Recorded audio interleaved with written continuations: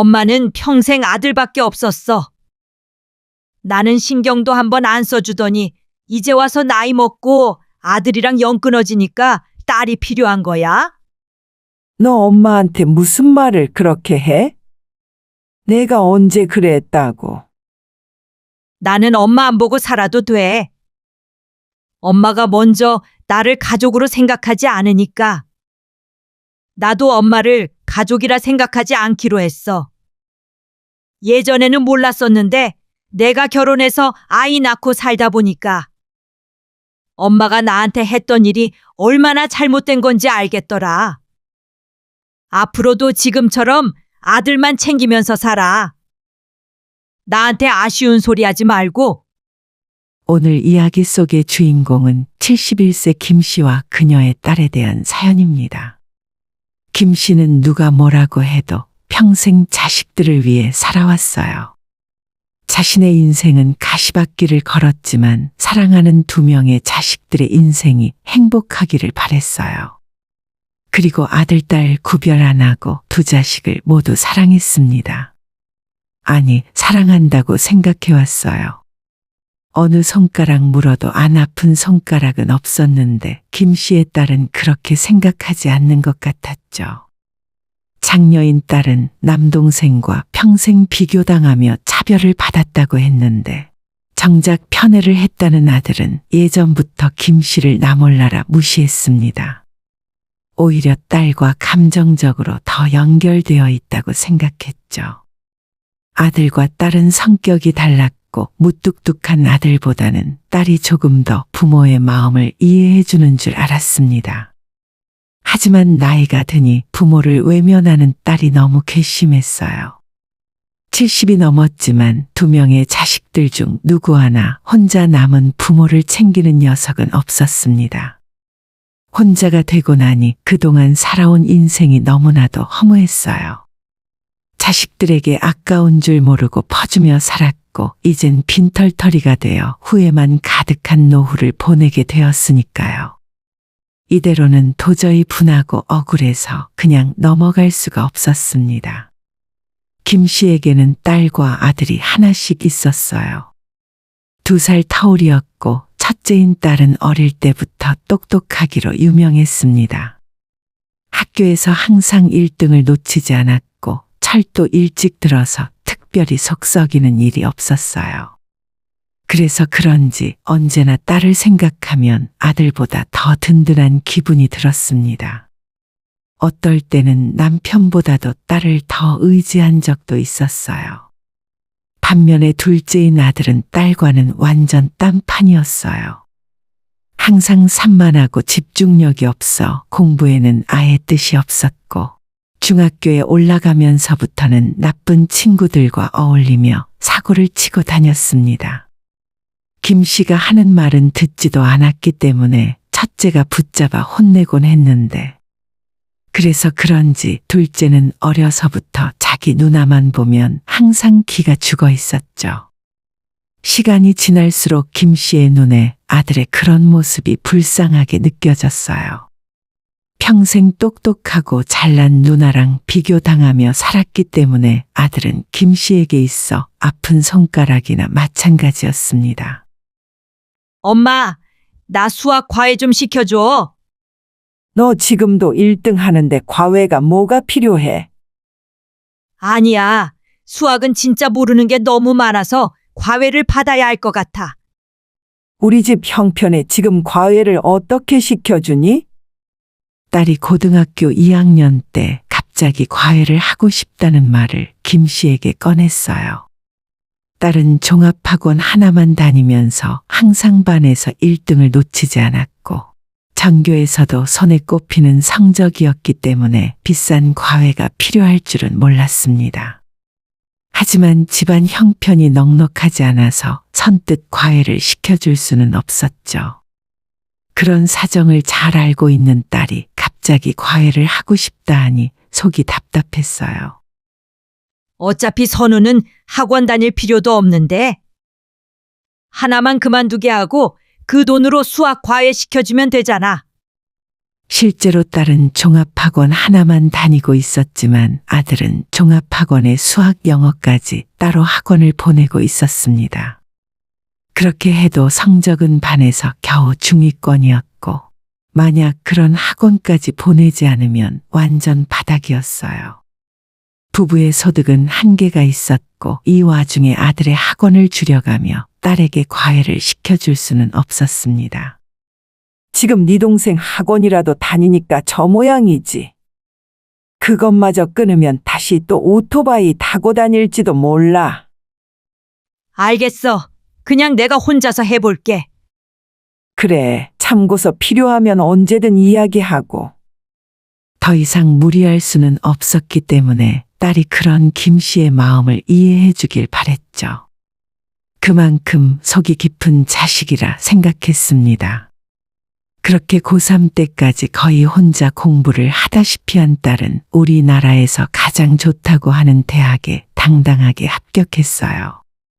아들은 고등학교에 와서도 크게 나아지진 않았고 본인이 원해서 재수의 3수까지 해서 겨우 서울 안에 있는 대학을 턱걸이로 들어갔습니다. 대학을 졸업한 뒤로도 아들과 딸은 완전히 가는 길이 달랐습니다. 딸은 장학금도 받았고 본인의 용돈도 스스로 과외를 해가며 벌었어요. 항상 바쁘게 지냈고 대학 교수의 추천으로 외국 교환학생까지 다녀왔습니다. 집에 내려오는 날은 1년에 손으로 꼽을 지경이라서 20대 초중반 딸의 모습은 김 씨의 기억에 거의 남아있지 않았어요. 딸은 대학을 졸업하자마자 우리나라에서 가장 큰 회사에 들어갔고 주변에서는 다들 김 씨를 부러워했어요. 하지만 그런 딸에 비해 아들만 생각하면 골머리가 지끈 아플 정도였습니다. 군대를 다녀와 대학을 졸업하고 나니 나이는 20대 후반이 다 되어 있었고 바로 취직도 하지 못해서 김 씨 부부가 보내주는 돈으로 혼자 자취를 하며 시간을 보내고 있었어요. 이번에 면접 본 건 결과가 어떻게 됐어? 몰라. 아직 아무 말 없는 걸 보면 또 떨어졌겠지. 엄마가 통장으로 10만 원 보냈어. 밥이라도 잘 챙겨 먹어. 뭐 필요한 거 있으면 누나한테 전화해서 부탁이라도 해보던가. 아무리 잘난 거 하나 없었어도 자식이라 어쩔 수 없었습니다. 아들이 대학을 졸업한 뒤로 2년 동안 백수로 지냈지만 김 씨는 계속 월세와 생활비 용돈까지 보내가며 뒷바라지를 해주었죠. 30살을 1년 앞두고 겨우겨우 취직을 할 수 있었는데 그때 김 씨는 하늘을 날아갈 듯 기뻤어요. 끝까지 못하면 어쩌나 싶었지만 그래도 한 사람 구실은 하면서 살 수 있겠구나 생각했습니다.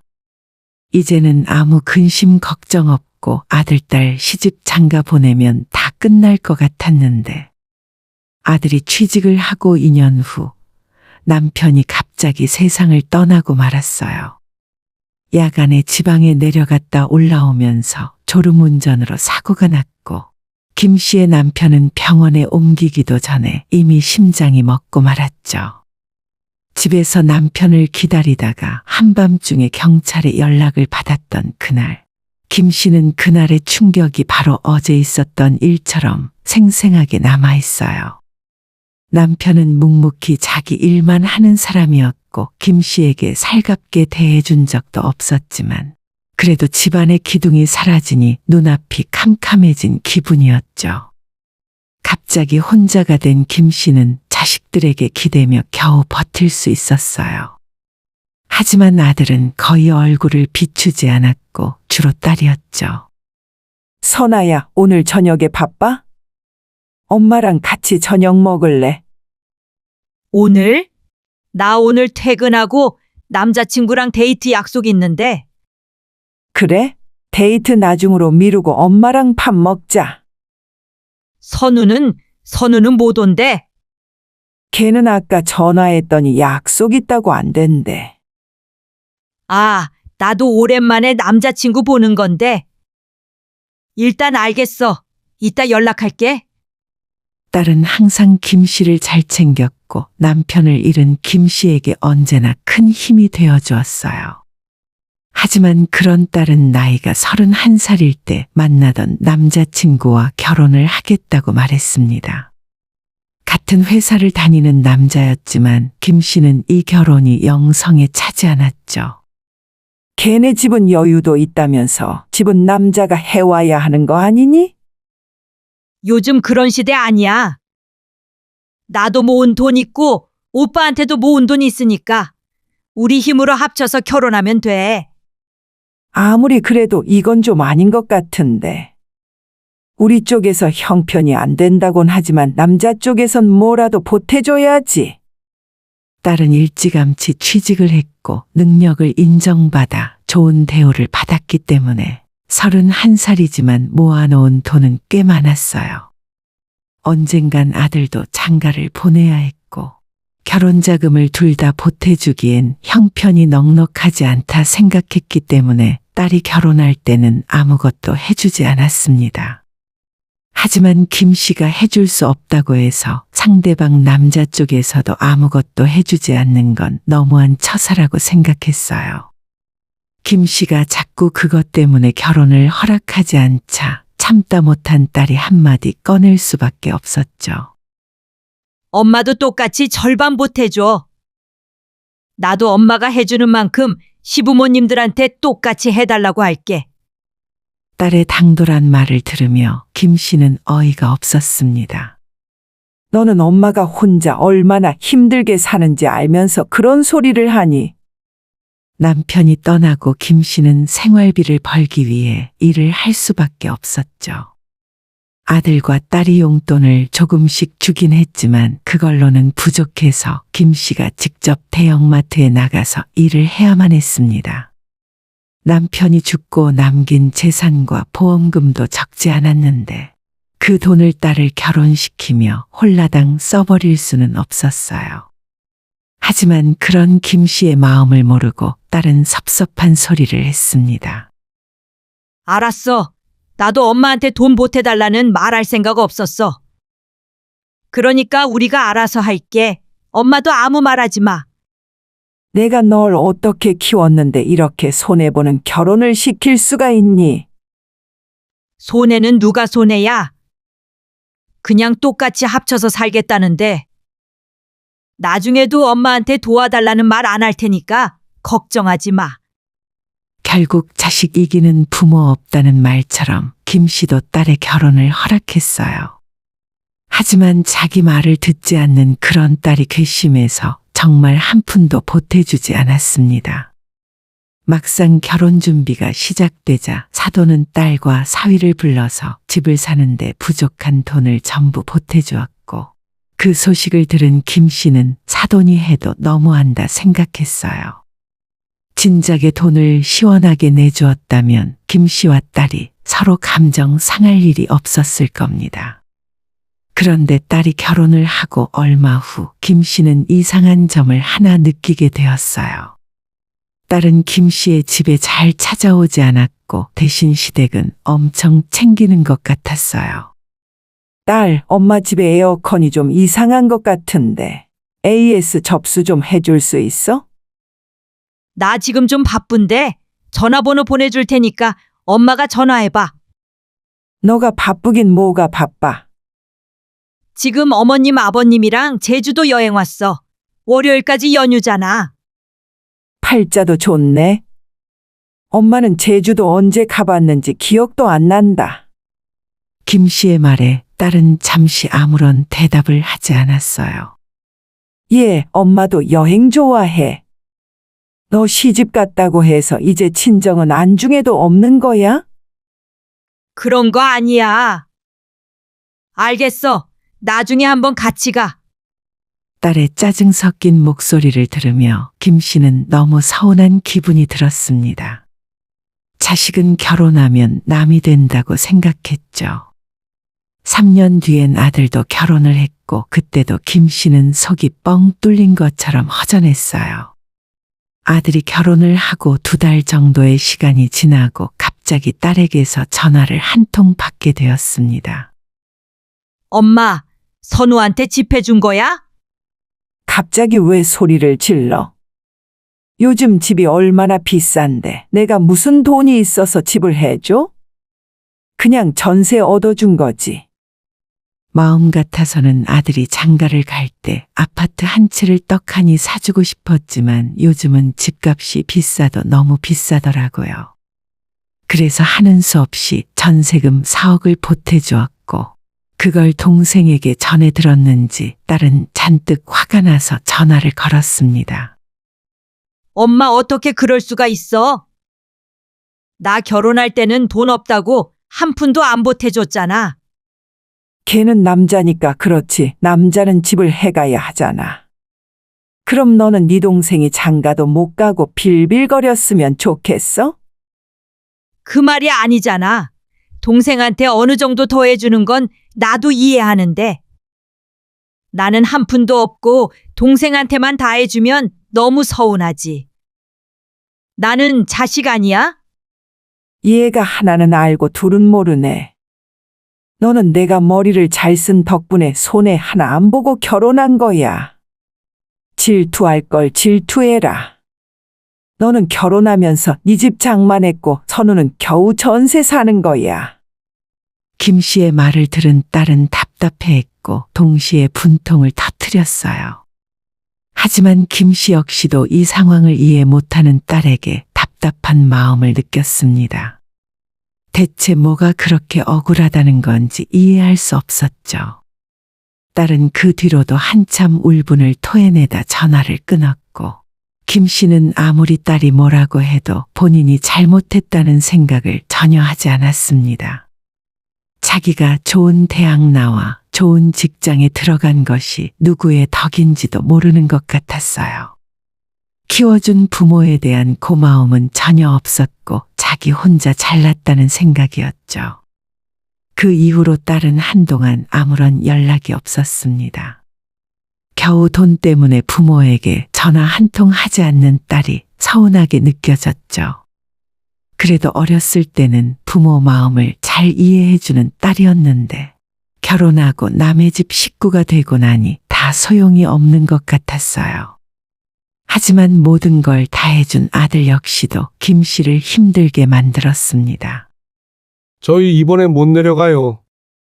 왜? 음식 준비할 것도 다 사다 놨는데. 지영이 몸이 안 좋아서 못 갈 것 같아요. 뭐, 그게 말이 되는 소리야. 당장 지영이 바꿔라. 지금 아파서 자고 있어요. 그리고 지영이한테 전화 좀 제발 그만하세요. 시어미가 며느리한테 전화할 수도 있지. 대체 뭐가 문제야? 됐어요. 제가 나중에 다시 연락드릴게요. 아들이 결혼한 이후로 김 씨는 며느리와 사사건건 부딪히게 되었습니다. 김 씨는 며느리를 들이게 되어 기분이 좋았고 잘해주고 싶은 마음에 전화도 자주 걸었지만 며느리는 전혀 틈을 주지 않았어요. 같이 밥 먹자, 주말에 놀러와라, 같이 백화점 가자는 말을 했지만 며느리는 선을 긋고 넘어오지 않았습니다. 애초에 며느리가 생기면 같이 하고 싶었던 것들이 많았지만 그 중에 하나도 같이 한 일이 없었죠. 김 씨의 딸을 보면 자기 시부모들과 쇼핑도 자주 다니고 여행도 함께 다니는 것 같았는데 김 씨의 며느리는 전혀 그렇게 할 줄을 몰랐어요. 여행을 떠나서 명절에도 못 온다고 하는 날이 많았습니다. 김 씨가 젊은 시절에는 상상도 할 수 없는 일이었죠. 혼자서 생각을 해보니 딸은 결혼할 때 시댁에서 집을 사는데 돈을 보태줬고 김 씨는 겨우 전세를 해줬기 때문에 며느리가 그렇게 행동을 하는 것 같았어요. 시댁에 재력이 없으니 잘 보여야겠다는 생각도 하지 않는 것 같았죠. 며느리가 김 씨를 밀어내자 아들 역시도 연락이나 발길을 끊게 되었어요. 아들이 김 씨를 찾지 않는 이유는 아무리 생각해도 며느리 때문인 것 같았고 어떻게 부모 자식 사이를 이간질하고 갈라놓을 수가 있는지 며느리에게 화가 치밀어 올랐습니다. 딸도 연락이 없고 아들도 연락이 없어서 김 씨는 매일 혼자가 된 기분이었죠. 어떻게 자식들이 결혼을 하고 나니 부모를 생각해 주지 않는 건가 싶었습니다. 아들은 얼마 후 손주를 낳게 되었고 며느리가 직장을 그만둔 채 집에서 아이를 보며 지냈어요. 맞벌이를 하며 그럭저럭 먹고 살 수 있었는데 외벌이가 되고 나자 급격히 살림이 기우는 것 같았습니다. 아들은 다니던 직장을 그만두고 김 씨가 준 전세금을 담보로 대출을 받아 동네에 치킨집을 차리게 되었죠. 큰 돈을 들여서 그런지 커다란 매장에 테이블도 많았고 가게 오픈했다는 연락을 받고 김 씨가 찾아가 보니 손님들로 북적거렸습니다. 멀쩡히 다니던 직장을 그만둔 건 아쉬운 일이었지만 그래도 열심히 사는 아들의 모습을 보며 개업축하금으로 1,000만 원을 보태주고 돌아왔어요. 하지만 좋았던 것도 잠시 1년도 지나지 않아 아들 가게 주변에 비슷한 규모의 치킨 매장이 2개나 더 들어왔고 매출은 반토막 이하로 떨어져서 일하던 직원들을 전부 내보내야 하는 처지가 되었습니다. 엄마 저 한 번만 도와주세요. 이번에 리모델링을 한번 싹 해서 콧대를 눌러줘야 할 것 같아요. 아들은 떨어진 매출을 만회하기 위해 고심을 하다가 가게 내부를 새로 리모델링하고 매장 크기를 넓혀서 장사를 하고 싶다 말했습니다. 그렇게 하기 위해 또다시 큰 돈이 필요했고 김 씨에게 2억을 보태달라 말했어요. 김 씨가 혼자 살고 있는 빌라의 가격이 채 3억이 되지 않았기 때문에 남은 전 재산이나 마찬가지인 돈이었습니다. 남편의 보험금, 부부의 전 재산이 아들 결혼할 때 전세금으로 들어간 셈이었죠. 갑자기 그렇게 큰 돈을 달라고 하면 엄마 집을 담보로 대출 한번 받으면 되잖아요. 대출금은 제가 책임지고 갚을 테니까 걱정하지 마세요. 그렇게 고민 끝에 집을 담보로 대출을 1억 5천 받았고 그래도 돈이 모자라서 딸에게 5천만 원을 급하게 빌렸습니다. 엄마, 갑자기 5천만 원을 어디에 쓰게? 설마 선우 주려고 하는 건 아니지? 아니야, 걔는 알아서 잘하고 있어. 내가 급하게 쓸 곳이 있어서 그래. 금방 갚을게. 딸은 고민 끝에 김 씨에게 5천만 원을 빌려주었고 그 돈은 단 하루도 지나지 않아 그대로 아들 통장으로 들어가게 되었습니다. 그렇게 모든 것을 해주었지만 아들의 장사는 다시 매출이 올라가지 않았어요. 오히려 매장을 더 넓히고 투자를 많이 하게 되면서 매달 나가는 비용이 훨씬 늘어나 버렸습니다. 그나마 예전에는 매출이 떨어졌어도 적자를 보는 상황은 아니었는데 새로 확장을 해서 오픈을 한 뒤로는 매달 1,000만 원이 넘는 적자가 생겨버렸어요. 처음엔 아들도 정말 열심히 일을 해서 어떻게든 가게를 살려보려고 하더니 6개월 만에 적자가 5천만 원을 넘어서자 그때는 전부 포기하고 가게를 헐값에 내놓게 되었어요. 뭐라고? 가게를 접는다고? 그럼 지금까지 들어간 돈은 어떻게 해?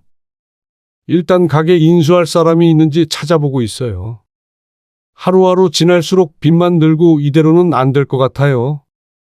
하지만 매장 운영을 포기한 뒤로도 석 달 동안 새로운 인수자는 나타나지 않았고 처음 가격에 반의 반값으로 내린 뒤에야 겨우 다른 사람에게 넘기고 나올 수가 있었습니다.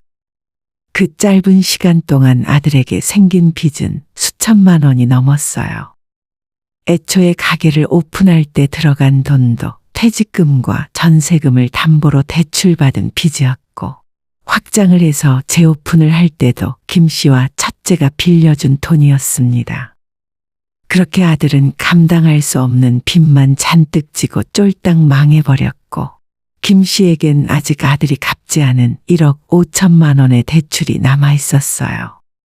처음엔 이자까지 자기가 싹 다 책임지겠다고 빌려가더니 가게가 망한 뒤론 김 씨의 전화도 피했습니다. 이런 와중에 딸까지 전화를 걸어 김 씨에게 빌려준 5천만 원은 언제 갚을 수 있냐며 재촉했죠. 엄마 처음에 딱 1년만 쓰고 준다며? 대체 언제 갚을 생각이야? 지금 상황이 좀 안 좋게 됐어. 내가 안 떼먹으니까 기다리고 있어봐.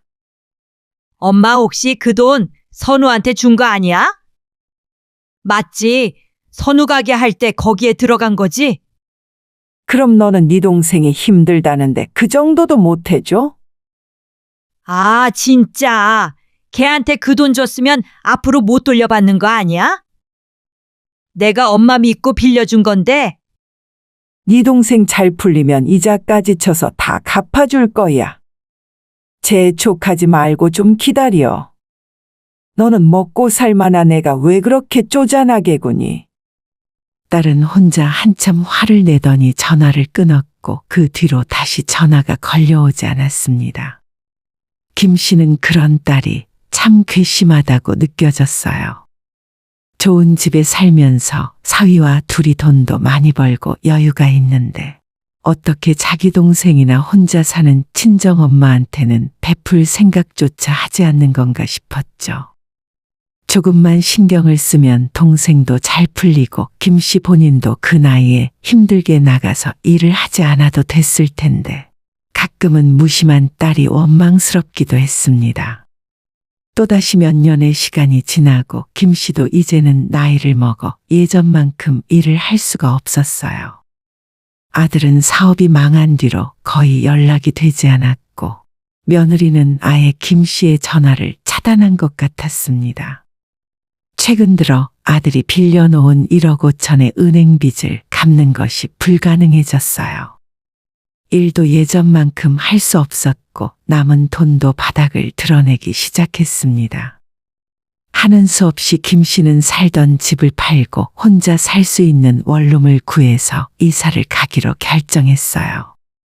그럼 대출도 싹 해결되니 매달 나가는 돈에 대한 부담이 확 줄었습니다. 하지만 부동산에 알아보니 그 사이에 김 씨가 사는 빌라의 시세가 떨어져서 집을 팔고 남은 대출을 싹 다 정리해도 수중에 남는 돈은 1억도 채 되지 않았어요. 그 돈으로 김 씨가 혼자 살 만한 집에 전세를 구하는 건 무리였습니다. 또다시 대출을 받기엔 그걸 갚는 것이 걱정이라 어쩔 수 없이 딸에게 전화를 걸 수밖에 없었죠. 요즘 별일 없이 잘 지내지? 엄마가 웬일이야? 무슨 일로 전화했는데? 정말 오랜만에 딸에게 전화를 걸었고 그 전화를 받는 딸의 반응은 생각보다 더 까칠한 것 같았죠. 무슨 일은? 내가 꼭 너한테 무슨 일이 있어야 전화를 하니? 그런데 내가 부탁할 게 하나 있는데. 김 씨는 딸에게 사정을 설명하고 혼자 살 원룸을 구하는데 전세금이 부족하니 3천만 원을 빌려달라고 말했습니다. 어차피 그 돈이 사라지는 게 아니잖아. 전세금에 있으니까 나중에 나 죽으면 너가 다시 가져가면 돼. 그러자 그 말을 들은 딸은 분통을 터뜨렸습니다. 저번에 빌려간 5천만 원도 한 푼 안 갚았으면서 무슨 또 돈을 3천을 빌려달래? 엄마 정신 좀 차려. 선우한테 돈을 받으라고. 딸의 날선 반응에 김 씨는 깜짝 놀랐어요. 아들은 키워봤자 소용없더라. 요즘 내 전화도 안 받아. 역시 딸이 최고라는 말이 괜히 있는 게 아닌 것 같아. 김 씨는 딸을 칭찬해주며 상황을 모면하려고 했지만 생각처럼 되진 않았어요. 엄마는 평생 아들밖에 없었어. 나는 신경도 한번 안 써주더니 이제 와서 나이 먹고 아들이랑 영 끊어지니까 딸이 필요한 거야? 너 엄마한테 무슨 말을 그렇게 해? 내가 언제 그랬다고?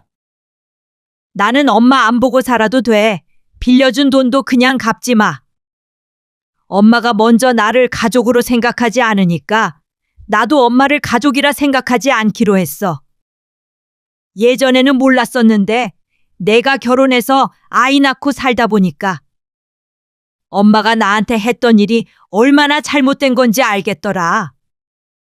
앞으로도 지금처럼 아들만 챙기면서 살아. 나한테 아쉬운 소리 하지 말고. 딸의 전화는 그렇게 끊어졌고 지났고 그 뒤로 김 씨가 아무리 전화를 걸어도 받지 않았어요. 김 씨는 세상에 혼자 남겨진 것 같았습니다. 집을 팔아 대출을 갚고 남은 돈으로 반전세 원룸을 겨우 구해 들어갔어요. 나이가 있으니 예전처럼 일을 하지 못했고 일주일에 며칠 겨우 일을 한 것과 연금을 받는 돈으로 근근히 살아갔어요. 어쩌다 본인의 말년이 이렇게 됐는지는 꿈에도 모를 일이었습니다. 혼자 살게 된 지도 3년이 지났고 자식들과 손주들이 너무나 보고 싶었어요. 하지만 여전히 자식들 중 그 누구도 김 씨의 전화를 받지 않았고 혼자 영문을 모른 채 하염없이 눈물만 흘렸습니다. 김 씨 본인 생각에는 평생 자식만을 위해서 살아온 죄밖에 없었기 때문이죠. 이제 와서 후회를 해도 늦었지만 김 씨는 뭘 잘못했는지 모르니 후회조차 할 수 없었습니다. 오늘의 영상은 여기까지입니다. 이 글을 보신 모든 분들의 노년에 웃음과 행복만 가득하기를 기원합니다.